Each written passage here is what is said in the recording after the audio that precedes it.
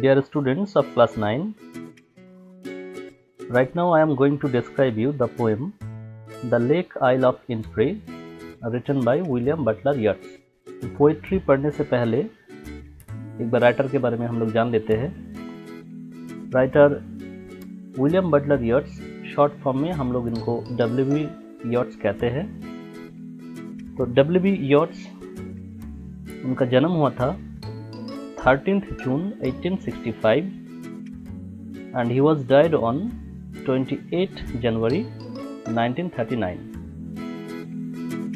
Country Ireland. He got the Nobel Prize in Literature in 1923. तो poem, actual में ये जो पोएम लिखा इनका कारण है कि राइटर या पोएट, ये जो दुनिया है, इस दुनिया में वो उतना खुश नहीं है। उनको एक ऐसा कोई एक आइडियल प्लेस चाहिए जहाँ पे जाके वो अपने हिसाब से रह सके, क्योंकि उन्होंने देखा ये जो वर्ल्ड है इसमें बहुत सारा प्रॉब्लम्स है। यहाँ का जो दुनिया है ये उतना अच्छा उनके लिए नहीं है। तो एक इमेजिनरी प्लेस के बारे में उन्होंने सोचा और वो क्या करेंगे वहाँ जाके, उसी को उन्होंने डिस्क्राइब किया। ओके, लाइन वाइज चलो हम लोग पढ़ के देखते हैं कि राइटर क्या लिखा है। सी stanza number 1। I will arise and go now, and go to Innisfree, and a small cabin built there of clay and wattles made. 9 bean rows will I have there, a hive for the honeybee, and live alone in the bee loud glade. I will arise and go now, and go to Innisfree. Writer खुद यहाँ पे आई है, उनका कहना है कि मैं अभी उठ जाऊंगा और मैं इन्निस्फ्री में चला जाऊंगा। What is Innisfree? An imaginary place. नीचे देखो उसका मीनिंग भी दिया हुआ है। तो उनका कहना है कि मैं अभी उठ जाऊंगा और फिर सीधा मैं इन्निस्फ्री में चला जाऊंगा। मतलब वो जहाँ रहते हैं प्रेजेंट, वर्तमान हालात में वो जहाँ पे है उस जगह पे राइटर उतना खुश नहीं है, इसलिए वो इन्निस्फ्री चले जाना चाहता है। और वहाँ जाके वो क्या करेंगे? And a small cabin built there. वहाँ जाके मैं एक छोटा सा झोपड़ी बनाऊंगा। केबिन मीन्स यू सी हट, छोटा सा झोपड़ी। Of clay and wattles made. किससे बनाएंगे? ना कीचड़ की मदद से और वाटल्स के मदद से। वाटल्स होता है टहनिया, ब्रांचेस ऑफ द ट्रीज, उनका टहनिया, इसी को बोला जाता है वाटल्स। तो वहाँ पे वो जो केबिन बनाएंगे, तो छोटा सा जो झोपड़ी बनाएंगे, वो बनाने के लिए राइटर क्ले और वाटल्स का इस्तेमाल करेंगे। और क्या करेंगे? 9 bees rows will I have there। वहाँ जाके मैं 9 पंक्तियों सेम उगाऊंगा। ओके, बीन्स ये सेम है जिसको राइटर जब वो इन्निस्फ्री में जाएंगे तो उगाएंगे, मतलब कल्टीवेशन करेंगे। और कितना lines? 9 lines. A hive for the honeybee. और क्या करेंगे? एक छत्ता बनाएंगे। किसके लिए? मधुमक्खी के लिए। मतलब वहाँ कोई एक पेड़ होगा, उस पेड़ पे उन्होंने खुद एक हाइव बनाएंगे। हाइव बोला जाता है मधुमक्खी का छत्ता को। तो वो खुद बना देंगे मधुमक्खी के लिए। And live alone in the bee loud glade. और मैं उस ग्लेड में अकेला ही रहूंगा। What is Glade?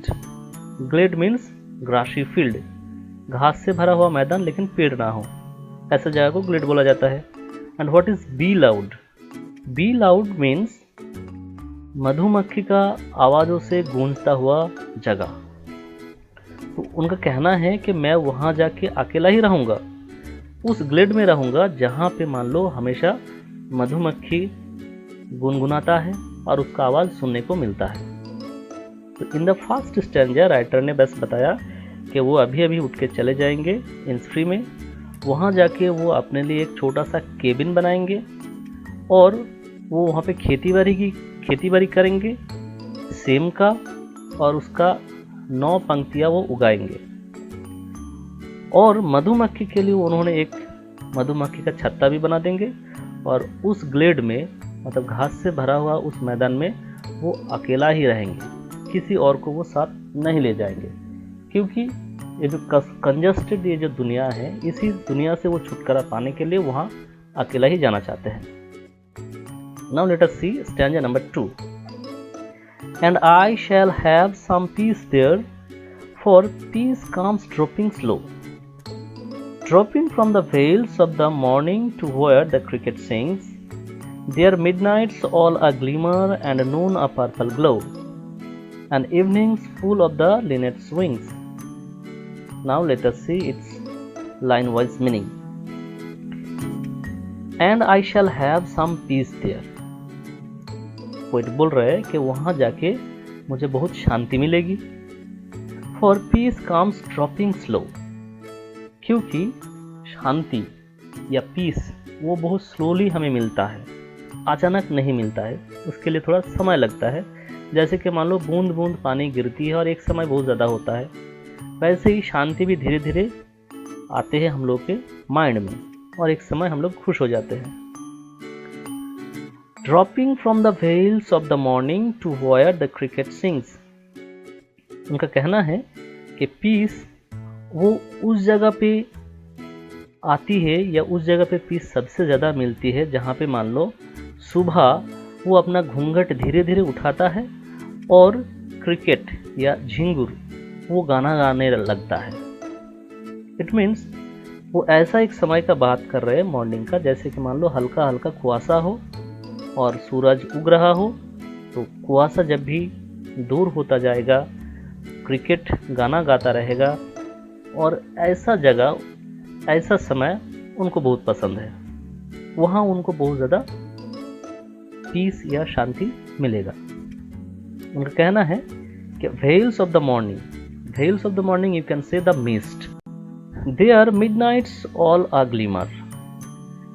इंसफ्री में जो आधी रात है, वहाँ आधी रात में भी हल्का रोशनी मिलेगा। ये आधी रात ना अंधेरा होगा और ना दिन जैसा उजाला होगा, क्या हल्का रोशनी वहाँ पे हमेशा होगा। Glimmer means you see weak light, जैसे कि चांदनी रात। And noon a purple glow, और दोपहर कैसा होगा, पर्पल कलर का होगा, मतलब हल्का सा यू कैन से रेडिश।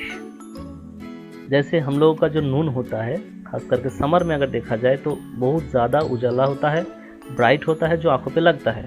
लेकिन इंसफ्री का जो नून होगा वो पर्पल कलर का होगा, उसका हल्का ग्लो रहेगा, मतलब नून को भी देखने में बहुत सुंदर लगेगा, मतलब दोपहर का समय को भी।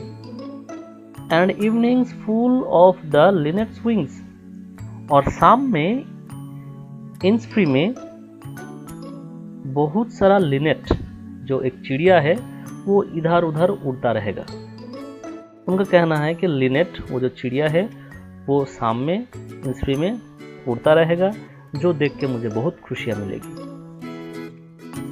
लिनेट्स this is a kind of bird. तो सेकेंड स्टैंजा में उन्होंने डिस्क्राइब किया कि वहाँ जाके उनको क्या क्या देखने को मिलेगा, वहाँ का दोपहर कैसा होगा, वहाँ का आधी रात किस प्रकार का होगा, शाम किस प्रकार का होगा, और वहाँ जाकर जो उनको पीस या शांति भी मिलेगी वो भी किस प्रकार से उनको मिलेगी।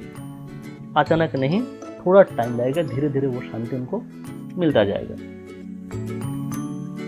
Now stanza number 3। I will arise and go now, for always night and day I hear the lake water lapping with low sounds by the shore, while I stand on the doorway or on the pavement's grey, I hear it in the deep heart's core. Now see its line-wise meaning. I will arise and go now. मैं अभी उठ ही जाऊंगा और चला ही जाऊंगा। मतलब writer first stanza में भी बताए थे कि हम अभी उठ के चले जाएंगे, लेकिन अब तक जा नहीं पाया और अब वो बेचैन हो गए, तो बोल रहे कि अभी मैं उठ के चला जाऊंगा। For always night and day I hear the lake water lapping, क्योंकि दिन रात हमेशा मैं इंसफ्री में जो लेक है उसका जो पानी है उसका उछालने का आवाज़ सुन पाता हूँ। किस समय? With low sounds by the shore, जब ये वाटर इसका किनारे के साथ टक्कर खाता है, इसका किनारे पे उछल के गिरता है, तो उस टाइम जो साउंड पैदा होता है वो साउंड मुझे हमेशा ही सुनाई देता है, चाहे दिन हो या रात हो, इसलिए मैं अभी उठ के चला जाऊंगा। While I stand on the roadway or on the pavements grey, चाहे मैं रास्ते पे खड़ा हूँ या पेवमेंट मीन्स फुटपाथ, मैं फुटपाथ पे खड़ा हूँ, फुटपाथ जो ग्रे कलर का होता है, एक्चुअली मिट्टी का कलर है, तो मैं फुटपाथ पे हूँ या मैं कोई रोड पे ऊपर खड़ा हूँ, पता नहीं क्यों, I hear it in the deep heart score, मैं हमेशा इन्सफ्री का जो लेक है उसका पानी का जो उछालने का आवाज़ है मैं अपने दिल में सुन पाता हूँ। राइटर थर्ड स्टैंजा में कह रहा है कि मैं अभी अभी उठ के चला जाऊंगा, क्योंकि मैं ये जहाँ पे अब रह रहा हूँ, जिस शहर में मैं रहता हूँ, यहाँ जब मैं रास्ते पे चलता हूँ या ग्रे कलर को यहाँ का जो फुटपाथ है वहाँ पे चलता हूँ, उस समय भी मेरे मन में हमेशा वो आवाज़ सुनाई देता है जो इन्सफ्री का लेक का जो पानी है वो उछालता है, और उस उछालने के कारण जो साउंड होता है वो मैं सुनता हूँ। So right now I must go there because I can't control myself any more here, ये राइटर का कहना है। तो ये एक इमेजिनरी पोएम है राइटर का, जो बहुत ही इजी था। उम्मीद है ये समझ में आया होगा। Okay, thank you very much.